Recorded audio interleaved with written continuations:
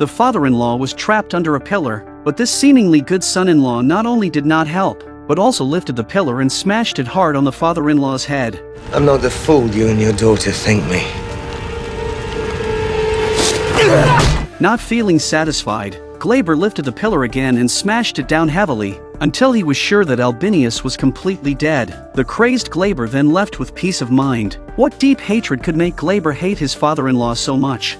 This all started from a day ago. To capture the leader of the rebellion, Spartacus, Glaber sent Marcus with an army of several hundred men to encircle and suppress. But, to their surprise, not only did they fail to catch Spartacus, but the entire army was wiped out. In the end, only Ashur returned to the base with Marcus's corpse. Glaber was furious. He had his current position thanks to his father-in-law's connections, so he was eager to prove himself. Now it seemed utterly hopeless, and all that awaited Glaber was the disdain and mockery of his father-in-law and wife. Glaber vented all his anger on Ashur. Since everyone else died in battle and only Ashur survived unscathed, Glaber decided to send Ashur to the arena the next day to be executed with Crixus and a few other captives. Sure enough, upon hearing the news of Glaber's failure, Albinius was completely disappointed in him. Knowing that the promising Varinius was interested in marrying his daughter, Albinius talked with Varinius about the marriage alliance. Ilithia was overjoyed. She had long hoped to break free and marry the more promising Varinius. They decided to keep Glaber in the dark, planning to dissolve Ilithia's marriage with Glaber after the gladiatorial match the next day. But the first problem was to deal with the child in Ilithia's womb. Remove encumbrance as discussed, and we will see this to proper end. Encumbrance. I am to untether myself from unfortunate lineage. You would see your child never born. A necessary thing, to ensure a more worthy heir. At night, Ilithia took out a bottle of potion and was about to open it, but Lucretia stopped her. If she was absent from the gladiatorial match the next day, it would surely arouse Glaber's suspicion. Ilithia agreed it made sense, so she put away the potion, deciding to abort the baby after the gladiatorial match. Lucretia deliberately delayed the matter for her own reasons. It might be because the death of her own child was a lifelong regret for Lucretia, or it could be for other reasons, but Lucretia did not want Ilithia to abort her child. So, Lucretia secretly went to the dungeon, found Ashur, and asked him to sneak into Ilithia's room to replace the potion. Lucretia promised that if Ashur could accomplish this, she would find a way to rescue him. For his freedom, Ashur finally agreed. Lucretia never expected that Ashur also had his own agenda. Ashur had no intention of risking the switch of the potion. Instead, he informed Glaber of this to curry favor and seek advancement. On the next day, when Glaber was preparing to send Ashur to the arena, Ashur took the initiative to find Glaber. Ashur told him about Ilithia's plan to abort the child. Glaber searched Ilithia's room and indeed found the potion. He immediately confronted Ilithia, questioning why she wanted to abort the child. Realizing that her secret was out, Ilithia didn't hide anymore and confronted Glaber directly. Why? Because you are not worthy of an heir. You are not worthy of me. From the love we once held.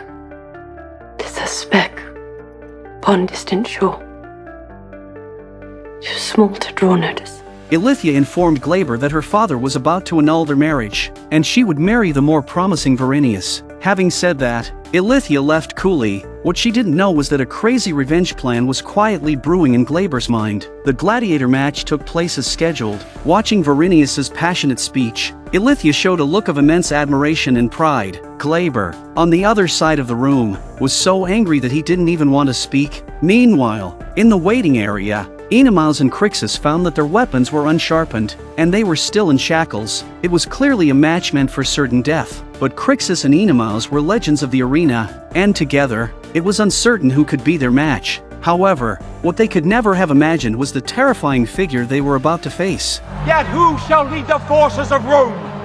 Who deserves such storied mantle? There stands but one.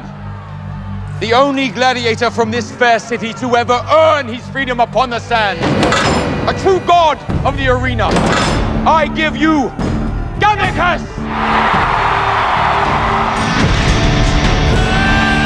Indeed, this person was none other than Gannicus, the true god of the arena. Since the establishment of the arena, Gannicus was the only gladiator who had won his freedom through combat. We at last faced each other upon the sands, as Melita always feared. From the conversation between Enemaus and Gannicus, it was evident that not only did they know each other, but there seemed to be an indescribable brotherly bond between them. Years ago, they were both star gladiators under Batiatus, as close as brothers. Everything changed when Enemaus discovered that Gannicus had fallen in love with his wife, and she died in Gannicus's arms. Since then, Enemaus had been filled with hatred for Gannicus. Gannicus, on the other hand, always felt a deep sense of guilt towards Enemaus. His participation in the gladiator match was not for honor but to allow his once brother to die with some dignity. Before Gannicus could explain, Enemaus, without hesitation, struck with his sword. The match officially began, and Gannicus, leading a group of soldiers, fought together with Enemaus and his team. The scene plunged into chaos. Soon, Crixus's brother was struck down.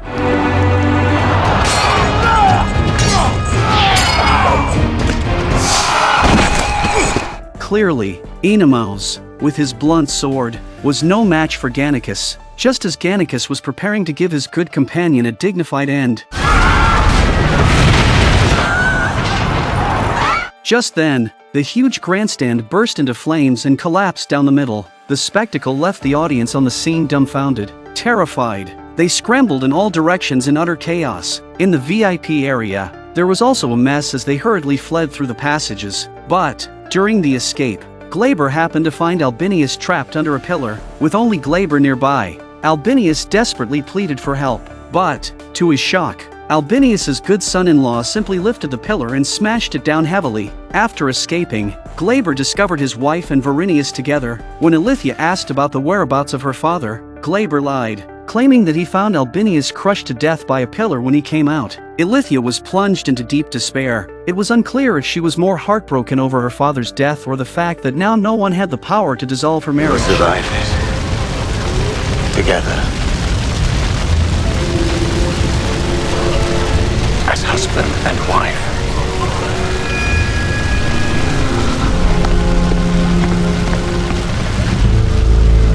Clearly, this fire was not an accident, but a perfect rescue plan orchestrated by Spartacus to save Crixus and Enemaus.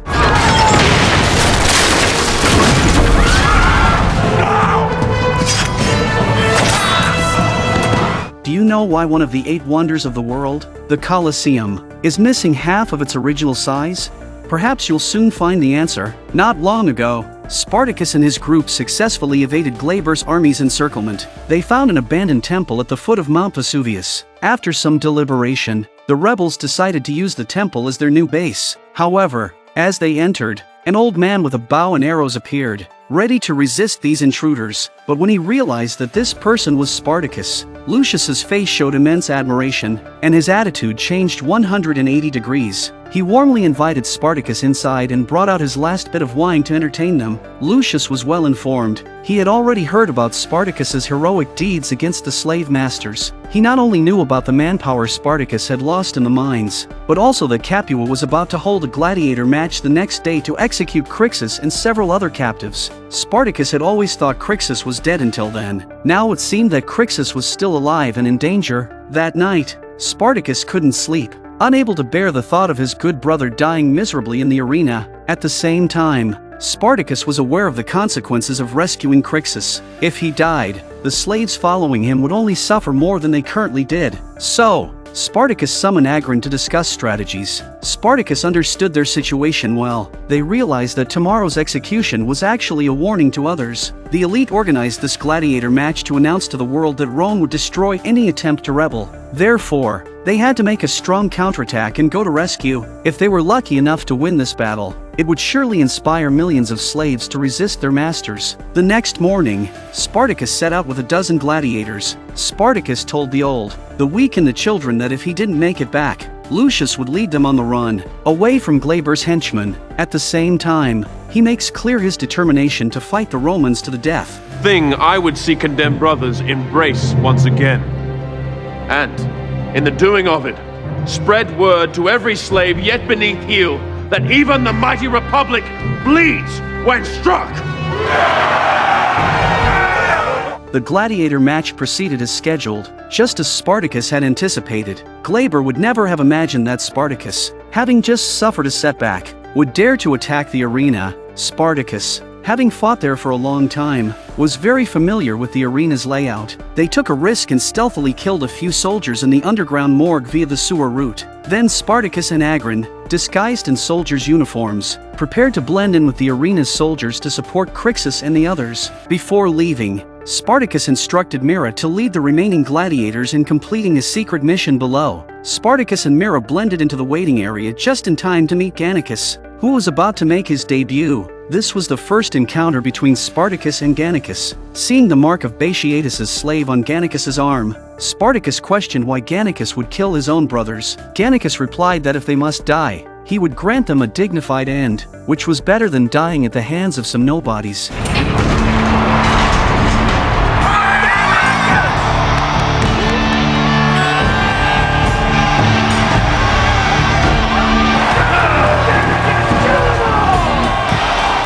Seeing Glaber in the VIP seats, Spartacus glared with hatred, determined to make this scoundrel pay in blood. The gladiator match officially began, with Gannicus leading dozens of gladiators fighting against Crixus and his two companions. Obviously, with their hands shackled and their swords blunt, how could Crixus's trio possibly stand against so many gladiators?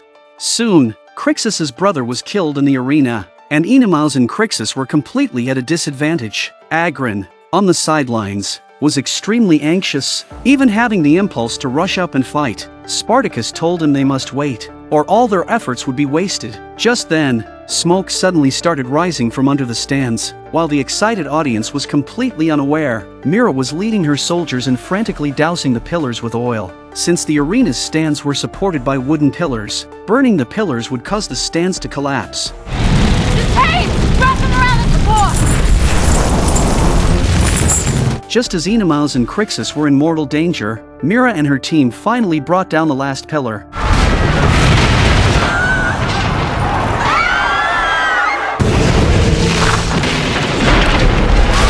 In an instant, the entire arena was ablaze, and the spectators panicked and fled in all directions.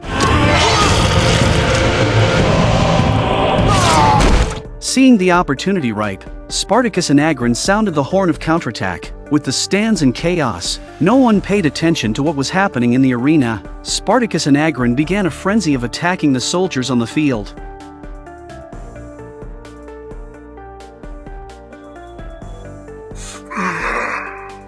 Spartacus.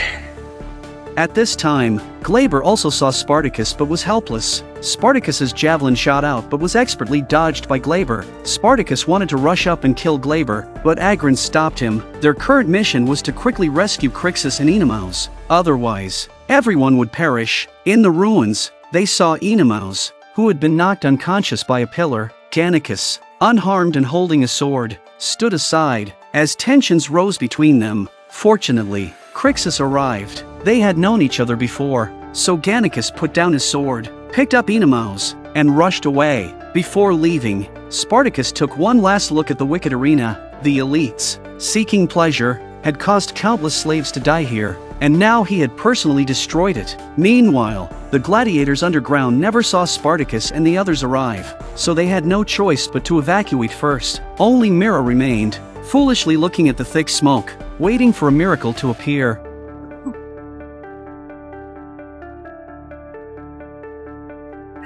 I've had my fill of games. Let us leave this arena forever. After escaping, Spartacus led everyone back to their base. Hearing that they had burned down the arena, all the slaves present were overjoyed. This heavy blow to the Romans would surely awaken millions of slaves to stand up and resist. However, Chadera was somewhat disappointed, as the gladiator who died in the arena was the one she had been relying on. After several days, Crixus finally reunited with Naevia. After so much suffering, they were finally together. Enemaus was severely injured and still unconscious, but luckily Lucius, who knew a bit about medicine, managed to save his life temporarily. Spartacus approached Gannicus, hoping to recruit him into their rebellion. After all, Gannicus was once the god of the arena, and his joining would greatly strengthen their forces. But Gannicus thought they were just a rabble and would not amount to anything. He had no intention of dying with Spartacus. Gannicus told Spartacus that he only wanted to wait for Enemaus to wake up, apologized to him, and then he would leave to wander the world. In the evening,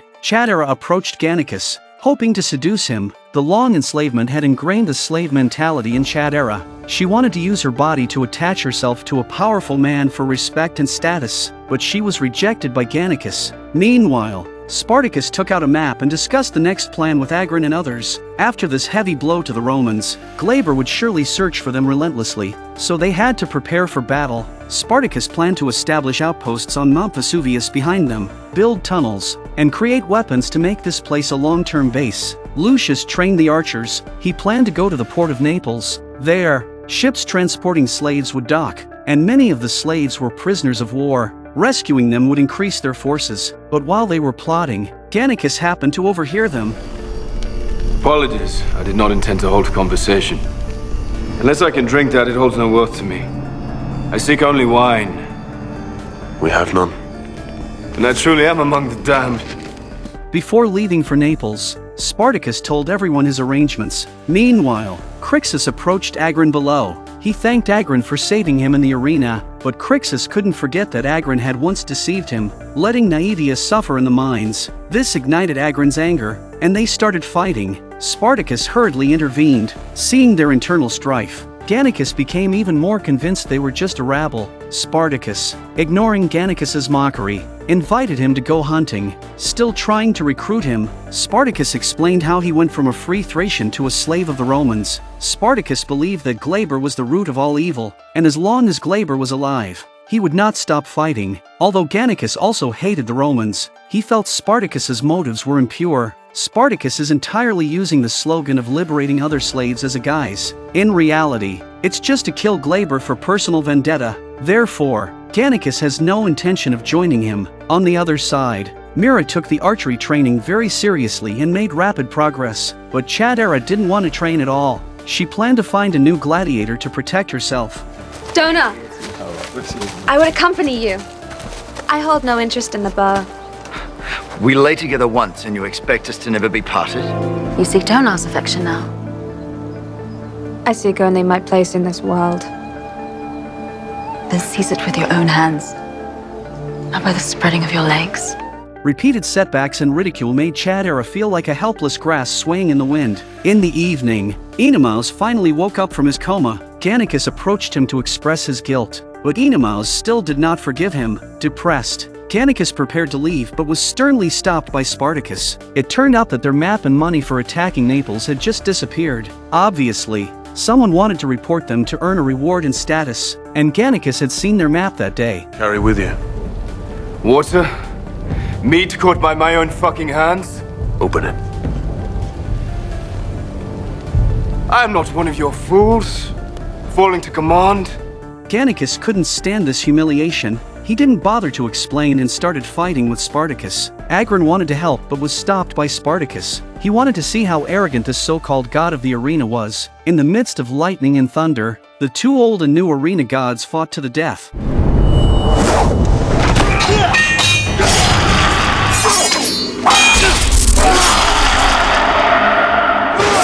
It was hard to tell who would win. At a tense moment, Mira decisively took up her bow and aimed at Gannicus.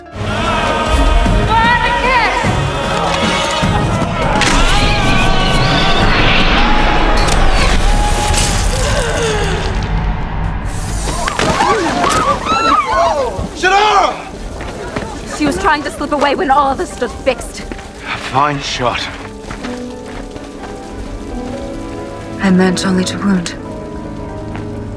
Eventually, Mira found the map on Chatera's body. Spartacus then realized he had wronged Gannicus and apologized before letting him leave. During this time, what actions had Glaber taken?